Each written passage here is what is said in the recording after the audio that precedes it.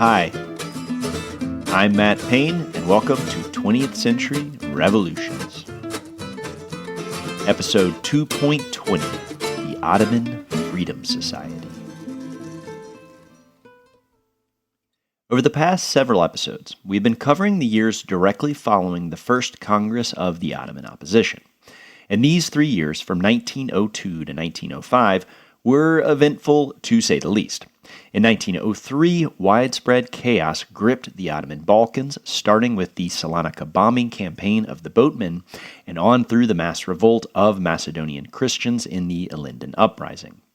Then, in 1904, over on the other side of the empire, Armenian Fedayeen guerrillas battled the Ottoman Fourth Army in eastern Anatolia.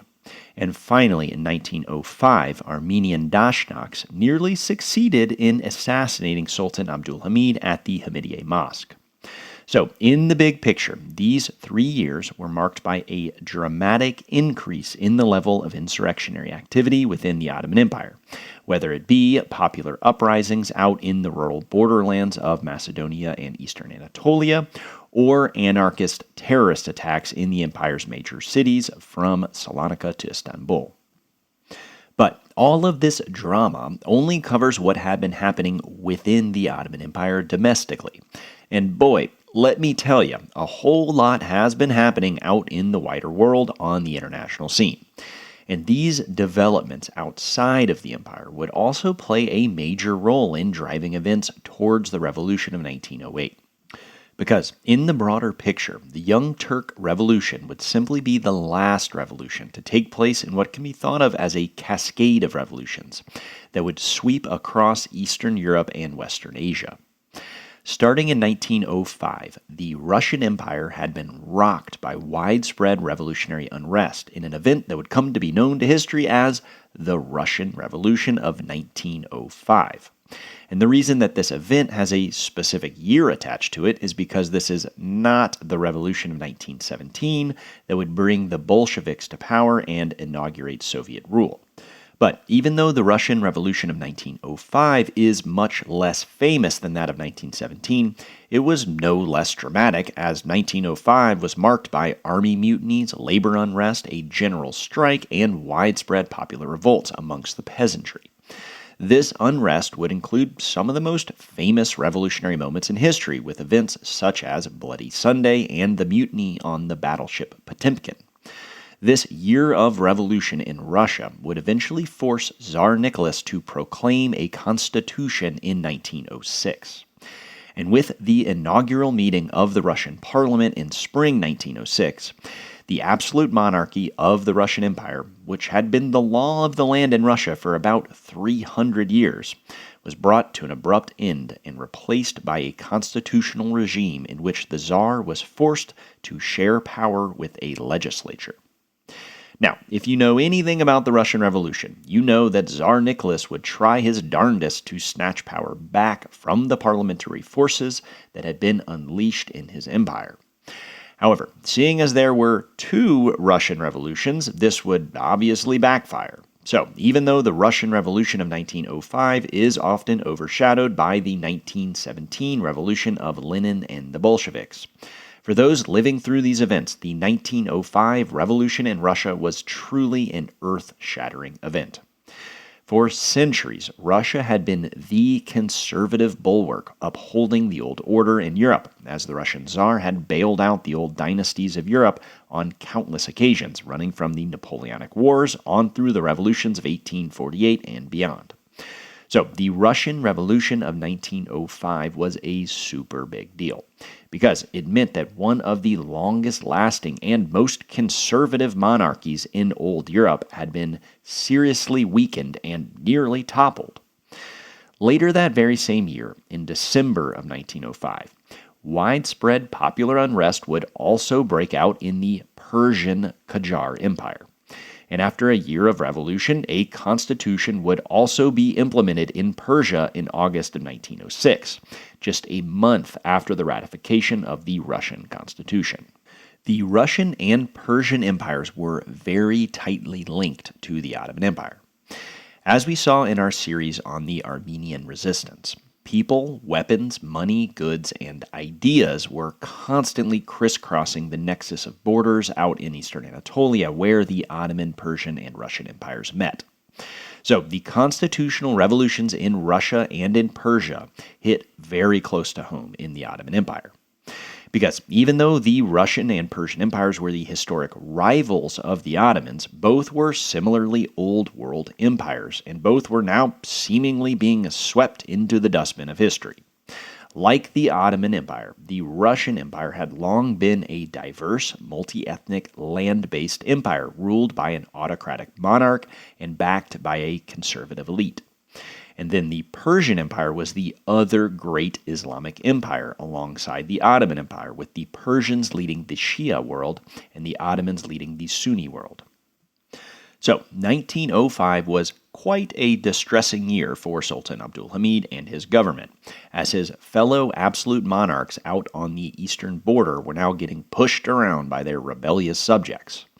And while all this was going down, the Sultan had nearly been assassinated in July during the Yildiz bombing, which reminded Abdul Hamid that he was not at all immune to the sort of revolutionary unrest happening in Russia and Persia. So, Abdul Hamid's paranoia was now reaching a truly critical level, and the Sultan would respond with his usual coterie of repressive measures as he intensified censorship, expanded his spy network, further increased the presence of his secret police, and cracked down on political opposition as he began to arrest and exile not only political radicals, but now even the most conservative voices pushing for reform. As is so often the case, this generalized crackdown on all oppositional elements would have the effect of pushing more and more people to join the radical opposition. People who would not necessarily have resorted to revolutionary tactics had they been treated with a bit more clemency. So, as chaos grips the borderlands of the empire, and as the great powers continue to dictate terms to Abdul Hamid, and as the Sultan cracks down on his subjects through repressive measures that were increasingly arbitrary, a general feeling of desperation would spread throughout the empire. A sort of apocalyptic feeling that the end of times was quickly approaching and that radical action needed to be taken immediately if the Ottoman Empire was going to be saved. So, this would be the general apocalyptic atmosphere animating a new generation of young Muslims who had simply had enough. And increasingly, young patriotic Muslims would begin to form secret societies within the empire itself. And these patriots would begin to talk more openly about making a revolution that could reinvigorate the empire and save it from imminent collapse.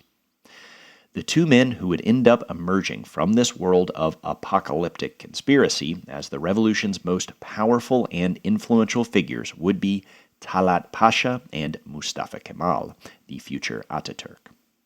Both Talaat and Ataturk would begin their political careers around 1905 as they form secret societies in opposition to Abdul Hamid.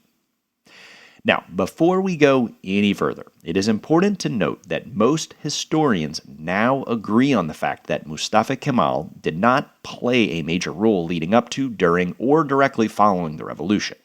So yes, Ataturk, who will go on to establish the Turkish Republic in 1923, and who is one of those rare figures in history who would kind of single-handedly define the future course of the Turkish nation-state, would not be all that important until World War I.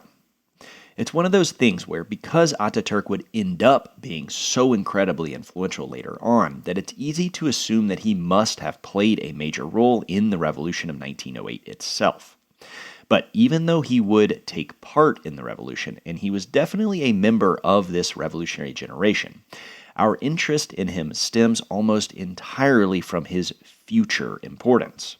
So we are going to keep tabs on Mustafa Kemal, not because of his importance to the revolution of 1908, because honestly, he wasn't that important, but instead because he will be so important later on.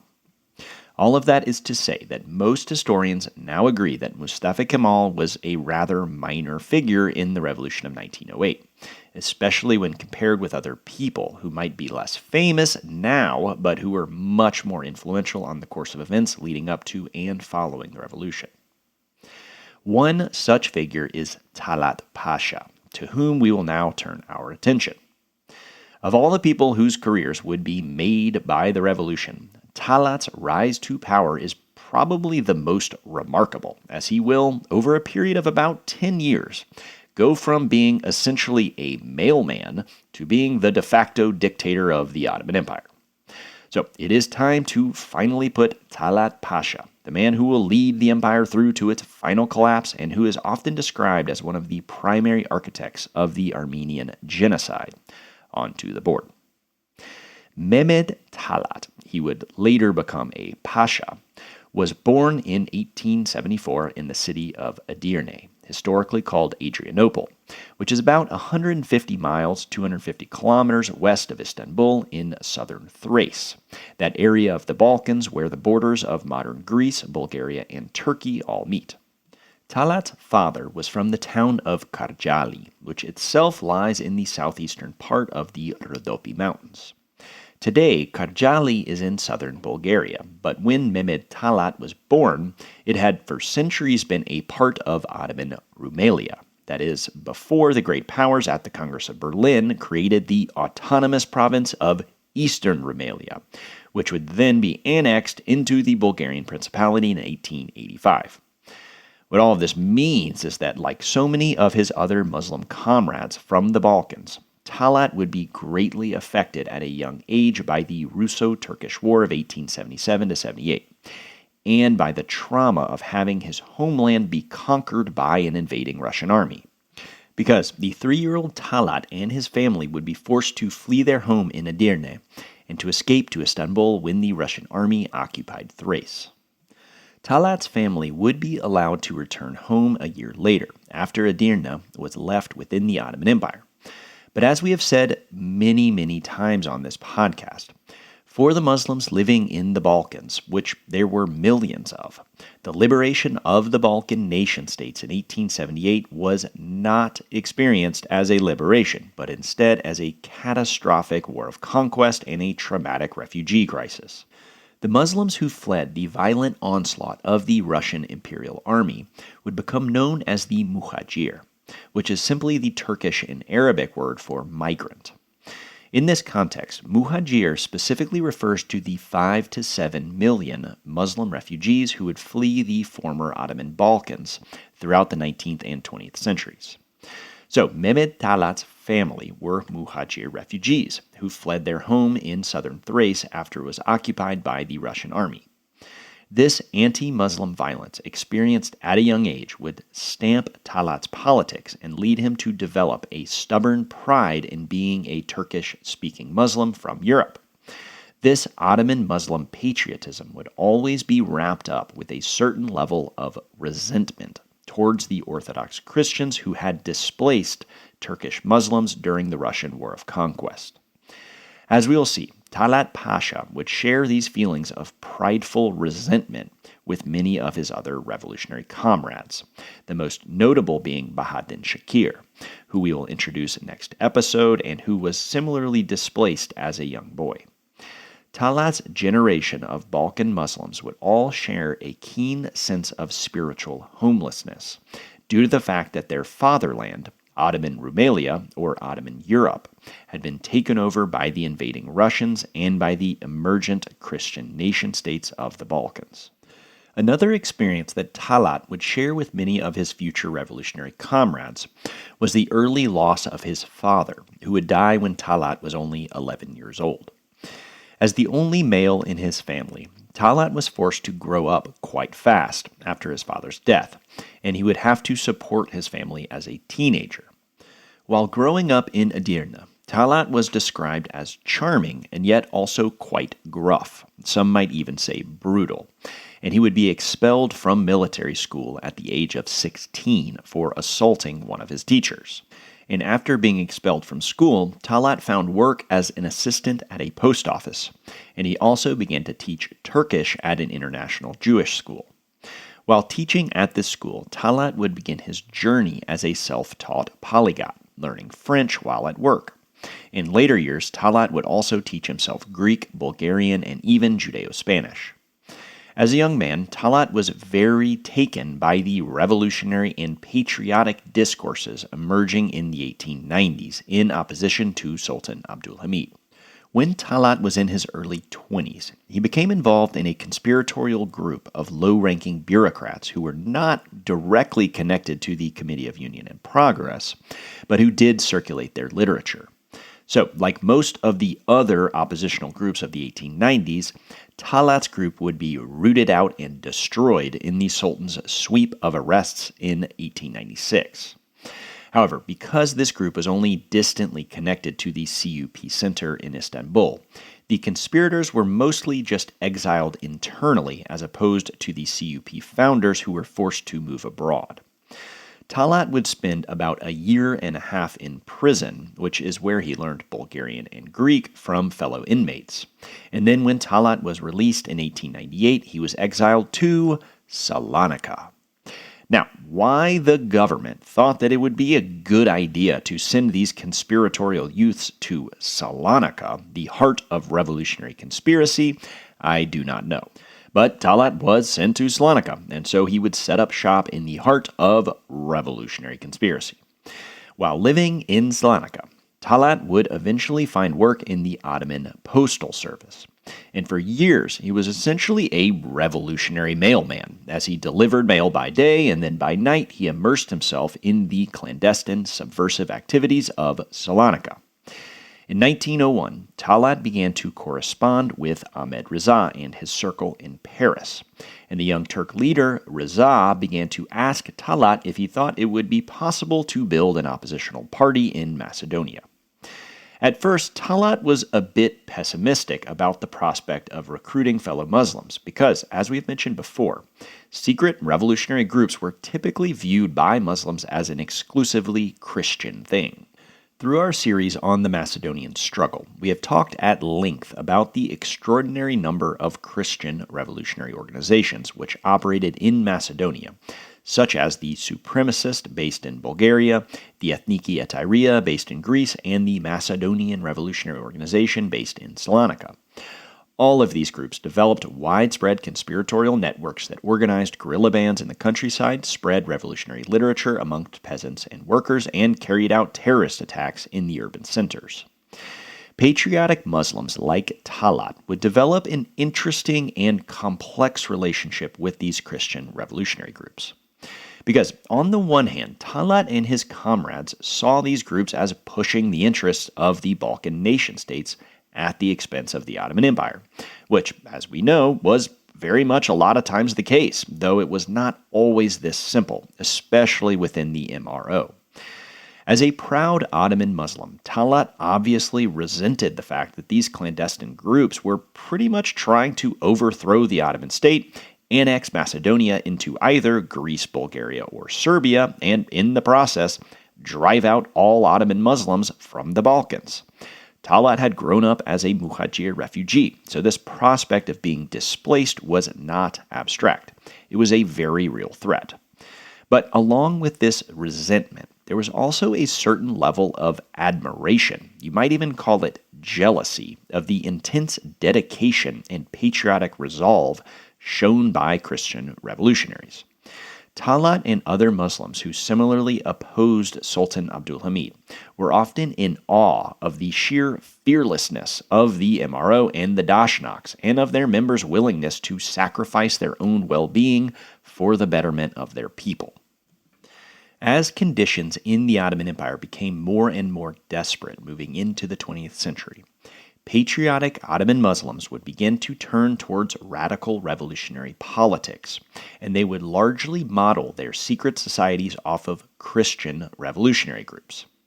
And because of the insane number of such Christian revolutionary groups operating throughout Macedonia, Salonica, Macedonia's largest city, would emerge as the heart of revolutionary conspiracy amongst these patriotic Muslims, who felt that Abdulhamid was single-handedly driving the empire into the ground. The radicalization of Muslims living in Salonica would greatly accelerate in 1903 as a result of the mass chaos unleashed first with the bombing campaign of the boatmen, and then later with the massive Linden uprising.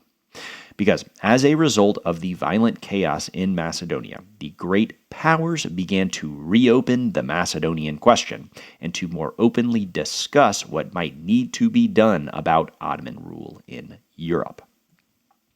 These discussions would culminate in the so-called Mersteg Agreement, in which Russia and Austria-Hungary forced the Ottomans to enact certain reforms as a result of the popular unrest witnessed during the Linden Uprising. The most important aspect of these reforms was that special advisors from each of the great powers were to be appointed to help administer different regions of Macedonia. The presence of these arrogant and chauvinistic European advisors would create a ton of resentment amongst proud Ottoman Muslims living in the Balkans. This resentment towards the great powers would become most pronounced within the ranks of the Third Army of Macedonia, as Ottoman officers now had to deal with these sharply dressed and patronizing Europeans, who had essentially just waltzed right in and started ordering everyone around without the slightest knowledge of local politics. So, with apocalyptic chaos gripping the Balkans and with the great powers beginning to conspire once more, it became clear that something dramatic needed to happen if Macedonia was going to be saved from going the way of Crete, Egypt, Bulgaria, Serbia, and Bosnia-Herzegovina, which had all similarly experienced popular uprisings, most of which were actually much smaller than the Linden Uprising. And as a direct result of these uprisings, these Ottoman provinces had either gained their independence or been taken over by an imperialistic great power. Then, on top of all of this, it's not like these European advisors did anything remotely helpful in terms of restoring order, as the Macedonian struggle would only further intensify and become more bitter in the years following the Linden Uprising. And so, not only were these arrogant European officers roaming around, but now the Christian revolutionary groups like the MRO were also hyper-visible, which again inspired both fear and resentment as well as awe and admiration amongst patriotic Muslims wanting to save their empire. So, in 1903, Mehmed Talaat, who had recently been promoted to chief clerk at the post office, would begin to step up his revolutionary activity pretty dramatically. That year, Talaat began meeting with a group of like-minded patriots, and they would discuss what needed to be done to save their fatherland.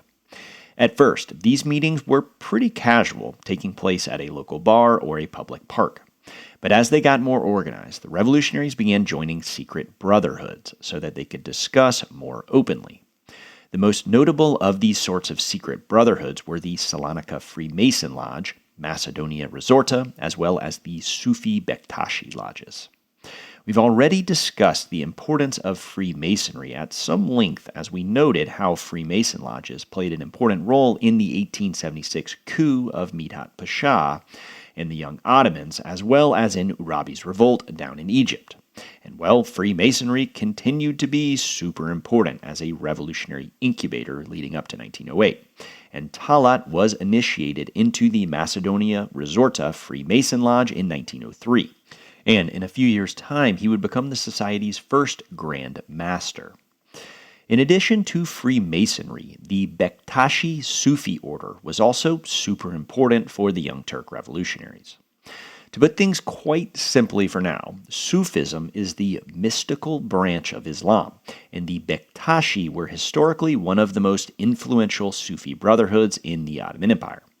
This influence surrounded the old Janissaries, as for centuries the Bektashis were the official Sufi order of the Janissary Corps, that elite military unit which historically held a ton of sway over Ottoman politics. But when Sultan Mahmud II did away with the Janissaries in 1826 in the so-called Auspicious Incident, he also banned the Bektashi order. However, this did not mean that the Bektashis ceased to exist, but rather that their organization went underground and became more secret and more conspiratorial. So, like the Freemasons, the Bektashis would emerge as yet another important space for oppositional politics to germinate. And in Salonica specifically, Bektashi lodges and Freemason lodges both became important meeting places for Muslim revolutionaries. Talaat, along with being a Freemason, was also a member of the Bektashis. Over the next 3 or so years, Talaat and a few other comrades in Salonica would meet at their Bektashi or Freemason lodges to share common grievances and to plot how they might be able to save Macedonia. Within Talaat's inner circle in Salonica, there were a good many people who would go on to have important roles after the revolution. And I want to go ahead and mention one of these individuals in particular, the economist and future Minister of Finance, Mehmed Javid. Talaat and his friend Javid would become two of the most important figures in solidifying the rule of the CUP directly following the overthrow of Sultan Abdulhamid in 1909, as these two comrades from Salonica would be the first CUP members to attain formal appointments as government ministers. Talaat would become the Minister of the Interior and Javid the Minister of Finance.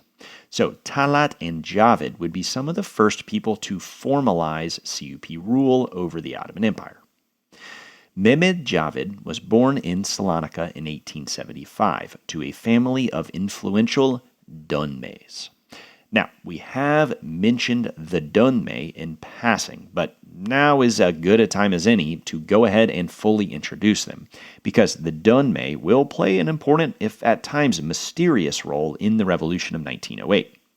Mehmed Javid was a Dunme, and so now it is time for a quick tangent into the history of the Dunme. The word Dunme means to turn or to convert. And at the most basic level, the Dunme were a Jewish community who converted en masse from Judaism to Sunni Islam in the 17th century. This is why the Dunme are often described as secret or crypto Jews, which is a description that is 100% wrapped up in anti-Semitism. Because practically speaking, the Dunme were simply a countercultural community of Sunni Muslims. But where this idea of the Dunme being secret Jews comes from goes back to the Dunme's original leader, a messianic figure from the 17th century named Sabbatai Zevi. In the mid-1600s, there was a growing belief amongst many Ottoman Jews that the Messiah was going to arrive any day now.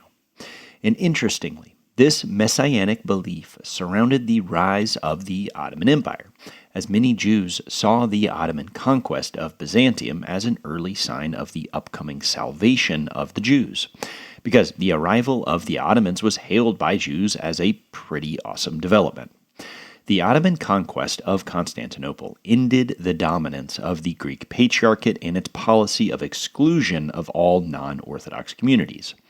So, as had been the case for the Armenian Church, the Jews were also given official status under the Millet system, and many Jews began to see these positive developments under Ottoman rule as pointing towards a future salvation. In Salonica in particular, many Jews began to migrate to the Macedonian city during the Spanish Inquisition, as the Ottoman Empire was much more welcoming of religious minorities than was Spain and Portugal. As we have mentioned, this influx of Jews from the Iberian Peninsula during the Spanish Inquisition led Salonica to become the home of the Sephardic Jews. And really, Salonica became the heart of the entire Jewish community in all of Europe, as Sephardic Jews came to represent the majority of the population in Salonica, and they dominated the city culturally. In Salonica, and really throughout all Ottoman Jewry, this belief in the coming of the Messiah was percolating when along came a charismatic and eccentric rabbi named Sabbatai Zevi, who began claiming that he himself was in fact this long-promised Messiah. And tons of people quickly hopped on board. Now, Sabbatai Zevi's popularity did not only stem from his claim to being the Messiah, but also grew out of the fact that he challenged conventional religious and social norms in a way that many found quite refreshing. And he specifically challenged gender relations, and many women were important public figures within his movement. And looking ahead a little bit, this liberal outlook of Sabbatai Zevi and his followers would continue to define the later Dunmay communities, and this would lead the Dunmay to become an important countercultural force in the empire. This was one of the reasons why young Turks like Talaat would see the Dunmay as natural allies. Anyways, when Sabbatai Zevi began to garner a huge following in the 1600s, the Sultan did not respond by immediately repressing the movement. Instead, the Sultan invited, or really ordered, Sabbatai Zevi to meet with him at Topkapi Palace. And then the Sultan offered this alleged messiah a choice. Either he would allow his janissaries to fire upon him so that he could show the world his true identity as the Messiah by stopping the bullets, or he could convert to Islam. And well, Sabbatai Zevi was not really trying to die, so he chose the latter option and converted to Islam. And while many Jews turned away from Sabbatai Zevi after this conversion, many more stuck with their Messiah and followed him on his religious journey, as hundreds of his Jewish disciples also converted to Islam. Sabbatai Zevi had originally cultivated one of his biggest followings amongst the Sephardic Jewish community of Salonica. And in the subsequent decades, Sabbatai Zevi's brother-in-law, who was a native of Salonica, would claim to be Sabbatai Zevi's successor, and he would keep the movement alive in the Macedonian city. And thereafter, this community within Salonica would come to be known by outsiders as the Dunmay, which again simply means to turn or to convert, in reference to the group's mass conversion from Judaism to Islam. Even though they had all allegedly converted to Islam, the Dunmay would secretly continue a lot of their Jewish practices and maintain a Jewish culture. Because of this, in future years, the Dunmay would come to be the subject of many anti-Semitic conspiracy theories that viewed the community as secret Jews. But the Dunmay honestly morphed into something that was neither Muslim nor Jewish, but yet still incorporated many elements and practices from both religions. For centuries, the Dunmay acted as an important bridge between the Muslim and Jewish communities of Salonica, and they helped to facilitate a sort of symbiotic relationship between the Sephardic Jews and the Turkish Muslims of the city, as both communities used their mutual connection to the Dunmay to prosper economically, socially, and politically. By the 20th century, the Dunmay community had emerged as one of the most powerful communities in Salonica, and they would become especially important in establishing schools in the city. With their countercultural bent, these Dunmay schools put a focus on critical free thinking and were generally defined by a liberal attitude towards education that greatly contrasted with the Islamic fundamentalism so prominent in more traditional schools. Several young Turks, including Mustafa Kemal, the future Ataturk, would receive their education in Dunmay schools and be influenced by their secular and liberal approach to education. So, with that long-winded backdrop, we now return to Mehmed Javed, who was a Dunmay from Salonica. Growing up, Javed attended the same Dunmay school that Mustafa Kemal would attend a few years later. After graduating from this liberal Dunmay school, Javed studied economics in Istanbul and proved himself to be quite gifted, earning an important role as a civil servant. Then, after working for a few years in Istanbul teaching economics and working at the Ministry of Education, Javed moved back to Salonica in the early 1900s.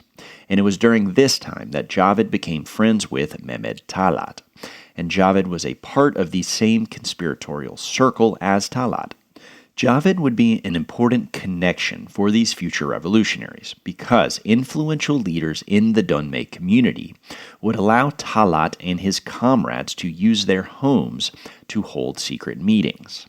And when the Sultan's secret police inevitably came knocking, Dunmay leaders would also open up their homes as safe houses for revolutionaries. So, for years, Talaat, Javed, and their comrades continued to meet in Freemason or Bektashi lodges or in the homes of Dunmay leaders.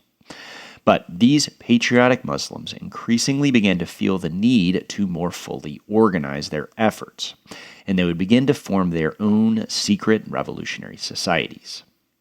And it is within this context that Mustafa Kemal, the future Ataturk, enters our story, as he would be one of the very first Muslims of his generation to form one of these secret societies.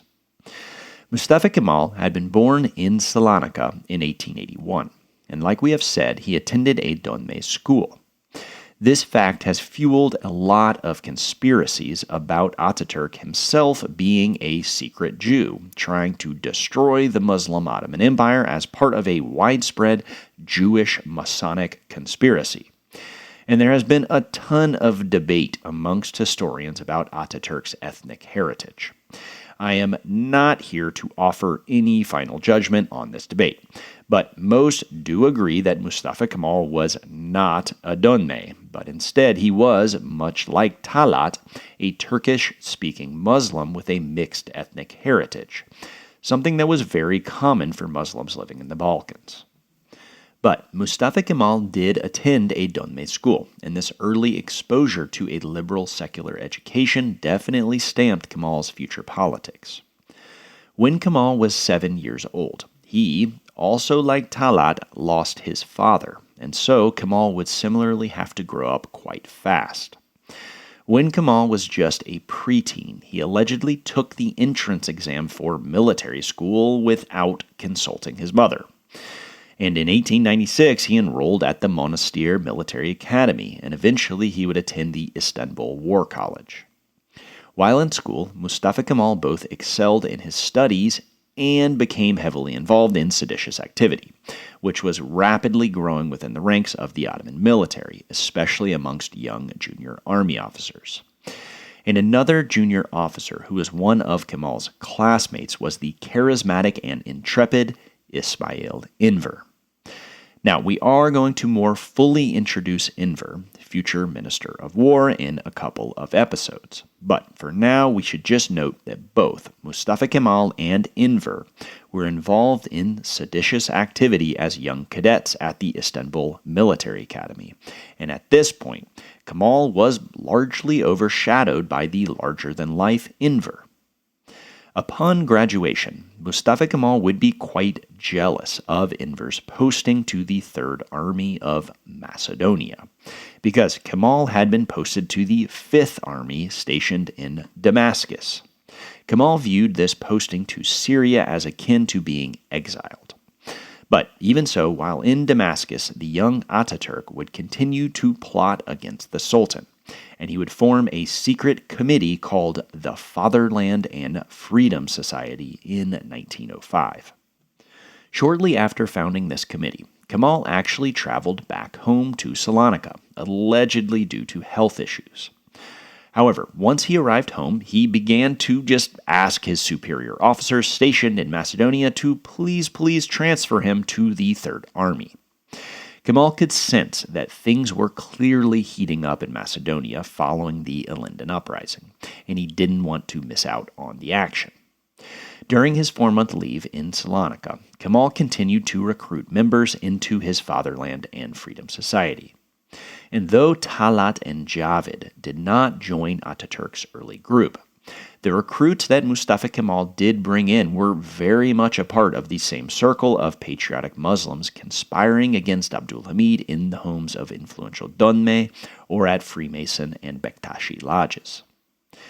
Even though there were a lot of sympathetic officers in the Third Army of Macedonia, the presence of Mustafa Kemal in Salonica inevitably came to the attention of the Sultan's secret police. So, at the end of Kemal's leave, he was forced to move back to his station in the Middle East. And though the young Kemal would be very disappointed by this, and by the fact that he would miss out on a lot of the developments leading up to 1908, in the long run, the fact that Kemal was not a part of the central conspiracy of Young Turks would allow him to distance himself from the Young Turk leaders like Talaat once the empire collapsed at the end of World War I. But for the time being, the fact that Mustafa Kemal got sent away from Salonica meant that he would be overshadowed by other figures leading up to and following 1908. Such figures would include Kemal's rival, Enver, as well as Talaat, who was beginning to emerge as the real center of gravity within the revolutionary scene in Salonica. And in September of 1906, Talaat and a handful of his comrades decided to officially organize their own secret committee. It has been argued that Talaat's committee was likely inspired by Mustafa Kemal's Fatherland and Freedom Society. And though evidence for this is inconclusive, the former members of Kemal's group would join Talaat's group after Kemal had been sent back to Damascus. So there was at least some sort of loose connection with Kemal's earlier group. At a meeting held on September the 18th, 1906, Talaat and his comrades created a new committee that they would dub the Ottoman Freedom Society. This committee, under the leadership of Talaat, would from this point on emerge as the central revolutionary body operating within the empire itself. Throughout the rest of 1906 and into 1907, Talaat, Javid, and others in the society aggressively recruited members into their new group. And because of the heightened atmosphere in Macedonia following the Ilinden Uprising, and the increasing presence of great power administrators seemingly threatening annexation, the Ottoman Freedom Society would quickly grow in size. The group would model their organization off of Christian revolutionary groups like the MRO, and they would also borrow a lot of the conspiratorial imagery and spooky initiation ceremonies from Freemason and Bektashi lodges. For example, new members were forced to undergo an extensive secret ritual in which Talaat and other leaders would don red cloaks and lead new recruits blindfolded into a darkened room with candles. Then a master of ceremony wearing a scary mask would recite the ideals of the society and tell new members that the price of betraying them was death. Finally, recruits would place one hand on the Quran, or on a Bible or Torah for non-Muslims, and the other hand was placed on a pistol. And then they would recite an oath of loyalty. Once initiated, members were given passwords for entering the committee's lodges and told ways that they could help the cause. The society also had a secret hierarchical structure in which initiates only knew a handful of other members. Meetings of more than 5 people were strictly forbidden, and the leaders of the committee were a tightly held secret.